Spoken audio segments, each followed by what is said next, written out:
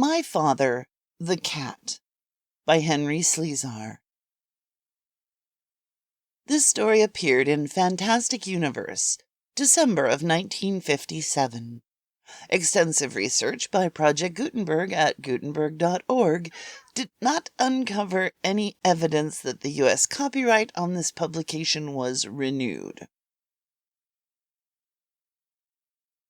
My mother was a lovely, delicate woman from the coast of Brittany, who was miserable sleeping on less than 3 mattresses, and who, it is said, was once injured by a falling leaf in her garden.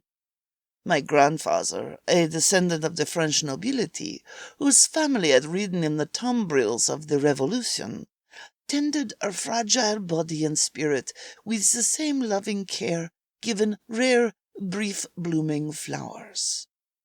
You may imagine from this his attitude concerning marriage.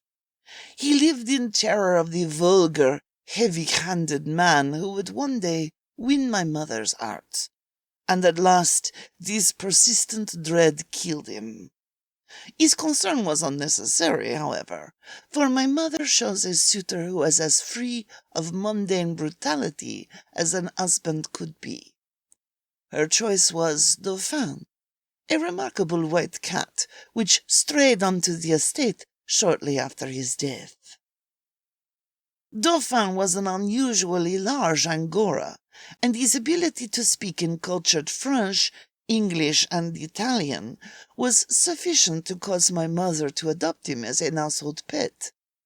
It did not take long for her to realize that Dauphin deserved a higher status, and he became her friend, protector, and confidant. He never spoke of his origin, nor where he had acquired the classical education which made him such an entertaining companion. After 2 years, it was easy for my mother, an unworldly woman at best, to forget the dissimilarity in their species. In fact, she was convinced that Dauphin was an enchanted prince, and Dauphin, in consideration of her illusions, never dissuaded her.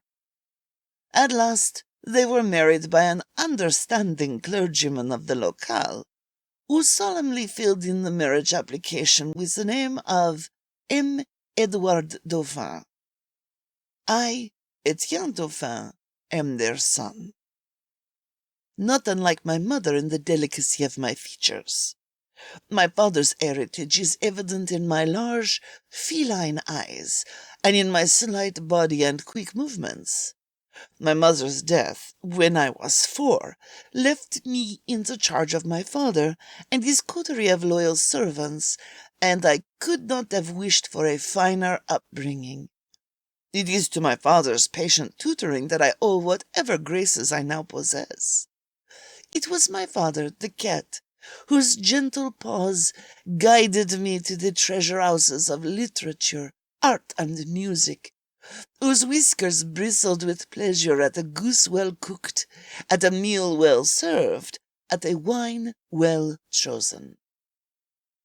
How many happy hours we shared! He knew more of life and the humanities, my father, the cat, than any human I have met in all my 23 years. Until the age of 18, my education was his personal challenge. Then it was his desire to send me into the world outside the gates. He chose for me a university in America, for he was deeply fond of what he called that great raw country, where he believed my feline qualities might be tempered by the aggressiveness of the rough-coated barking dogs I would be sure to meet. I must confess to a certain amount of unhappiness in my early American years, torn as I was from the comforts of the estate and the wisdom of my father, the cat. But I became adapted, and even upon my graduation from the university, sought and held employment in a metropolitan art museum. It was there I met Joanna, the young woman I intended to make my bride. Joanna was a product of the great American Southwest, the daughter of a cattle raiser. There was a blooming vitality in her face and her body, a lustiness born of open skies and desert. Her hair was not the gold of antiquity, it was new gold, freshly mined from the black rock. Her eyes were not like old-world diamonds. Their sparkle was that of sunlight on a cascading river. Her figure was bold, an open declaration of her sex. She was perhaps an unusual choice for the son of a fairy-like mother and an Angora cat. But from the first meeting of our eyes, I knew that I would someday bring Joanna to my father's estate to present her as my fiancée. I approached that occasion with understandable trepidation. My father had been explicit in his advice before I departed for America, but on no point had he been more emphatic than secrecy concerning himself. He assured me that revelation of my paternity would bring ridicule and unhappiness upon me. The advice was sound, of course, and not even Joanna knew that our journey's end would bring us to the estate of a large, cultured and conversing cat. I had deliberately fostered the impression that I was orphaned, believing that the proper place for revealing the truth was the atmosphere of my father's home in France. I was certain that Joanna would accept her father-in-law without distress. Indeed, hadn't nearly a score of human servants remained devoted to their feline master for almost a generation? We had agreed to be wed on the 1st of June, and on May the 4th, emplaned in New York for Paris.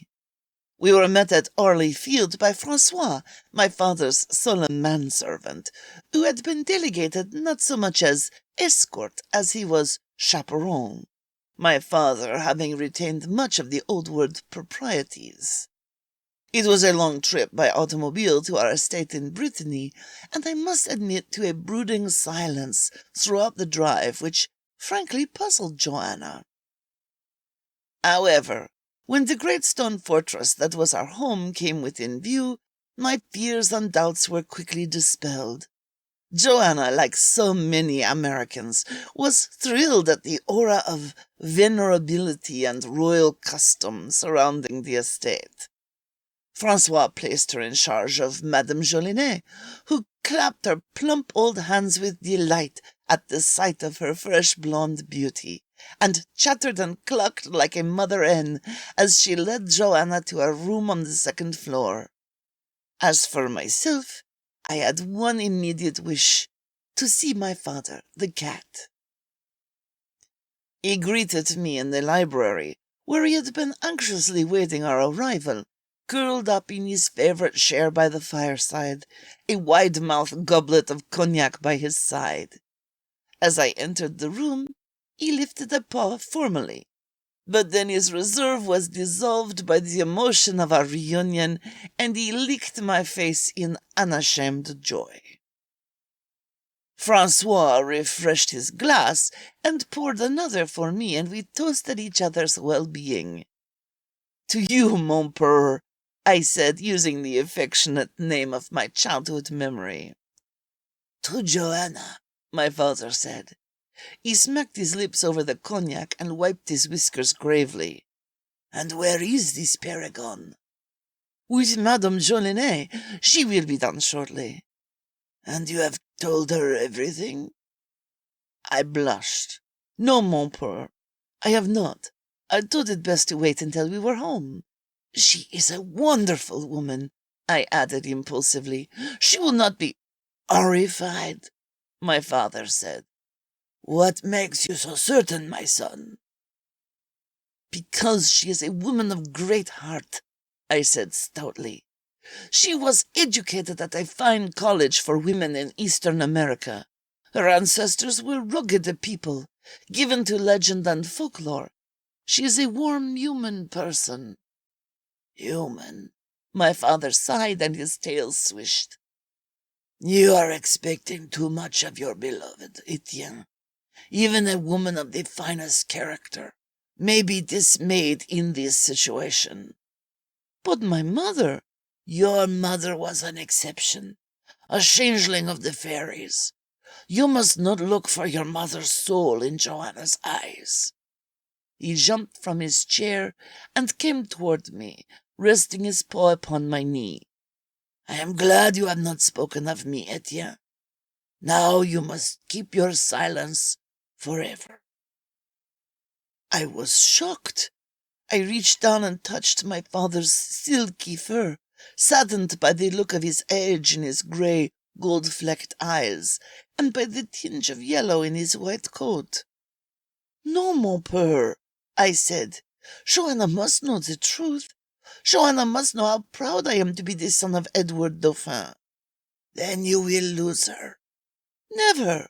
That cannot happen. My father walked stiffly to the fireplace, staring into the grey ashes. Ring for Francois, he said. Let him build the fire. I am cold, Etienne. I walked to the cord and pulled it. My father turned to me and said, You must wait, my son. At dinner this evening, perhaps. Do not speak of me until then. Very well, father. When I left the library, I encountered Joanna at the head of the stairway, and she spoke to me excitedly. Oh, Etienne, what a beautiful old house! I know I will love it. May we see the rest? Of course, I said. You look troubled. Is something wrong? No, I was thinking of how lovely you are. We embraced, and her warm, full body against mine confirmed my conviction that we should never be parted. She put her arm in mine, and we strolled through the great rooms of the house. She was ecstatic at their size and elegance, exclaiming over the carpeting, the gnarled furniture, the ancient silver and pewter, the gallery of family paintings. When she came upon an early portrait of my mother, her eyes misted. She was lovely, Joanna said. Like a princess. And what of your father? Is there no portrait of him? No, I said hurriedly. No portrait. I had spoken my first lie to Joanna, for there was a painting, half completed, which my mother had begun in the last year of her life. It was a whispering little watercolor, and Joanna discovered it to my consternation. What a magnificent cat, she said. Was it a pet? It is Dauphin, I said nervously. She laughed. He has your eyes, Etienne. Joanna, I must tell you something. And this ferocious gentleman with the mustaches, who is he? My grandfather. Joanna, you must listen. Francois, who had been following our inspection tour at Chateau's length, interrupted. I suspected that his timing was no mere coincidence. We will be serving dinner at 7:30, he said. If the lady would care to dress. Of course, Joanna said. Will you excuse me, Etienne? I bowed to her, and she was gone. At 15 minutes to the appointed dining time, I was ready, and hastened below to talk once more with my father.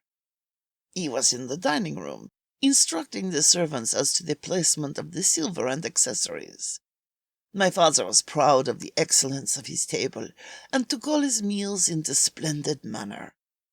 His appreciation of food and wine was unsurpassed in my experience, and it had always been the greatest of pleasures for me to watch him at table, stalking across the damask, and dipping delicately into the silver dishes prepared for him.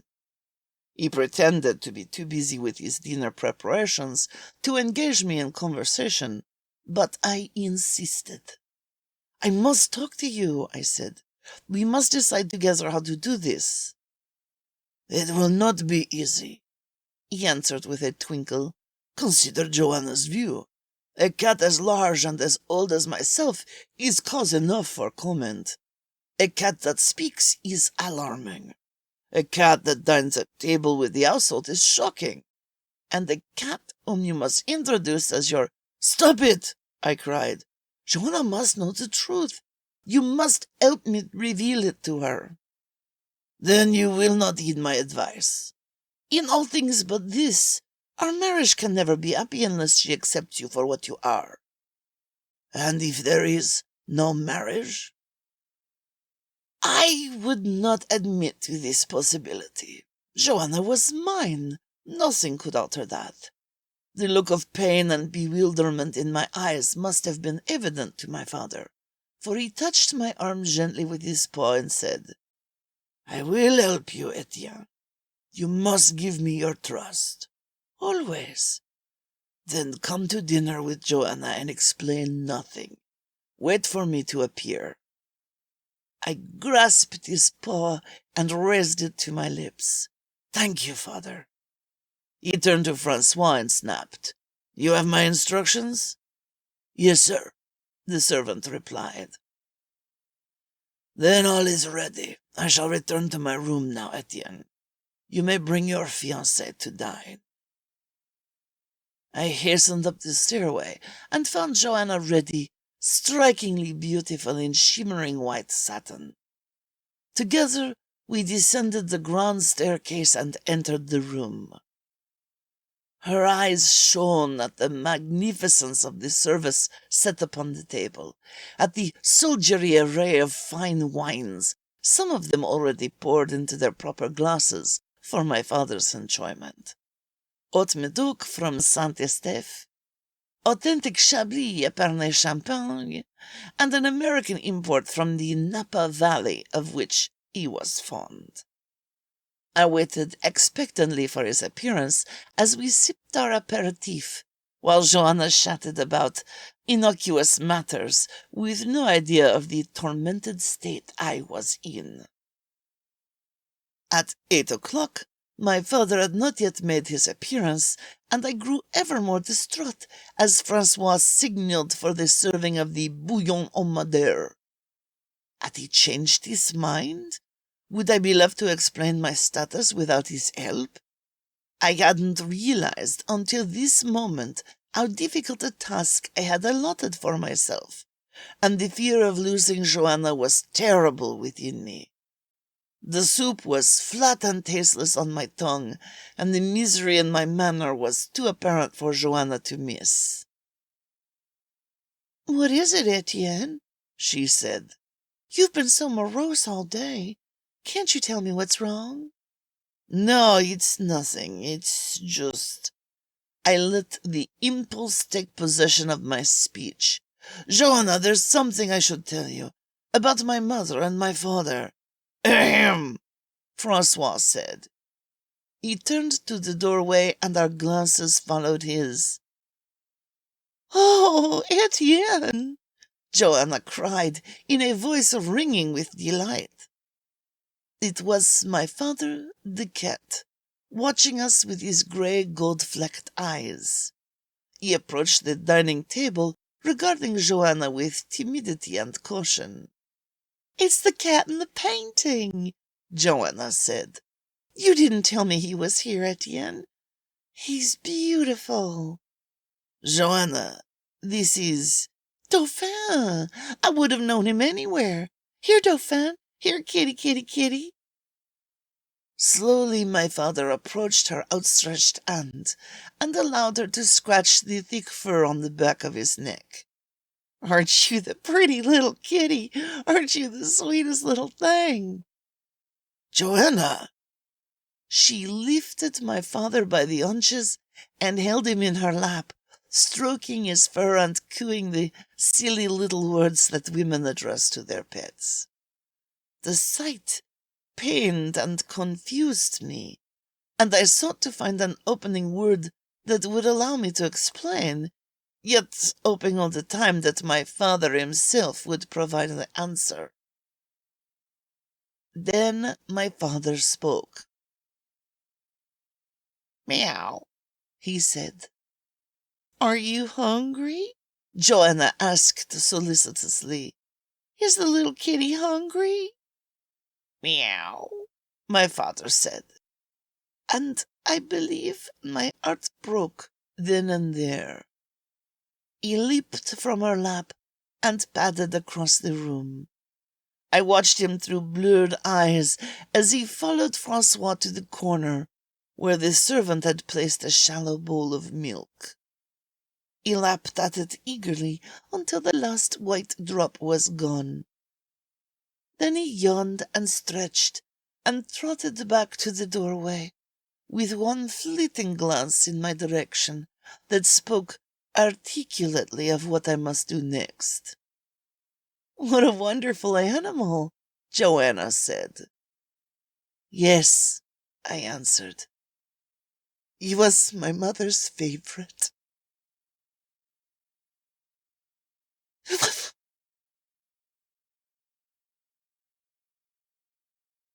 The end.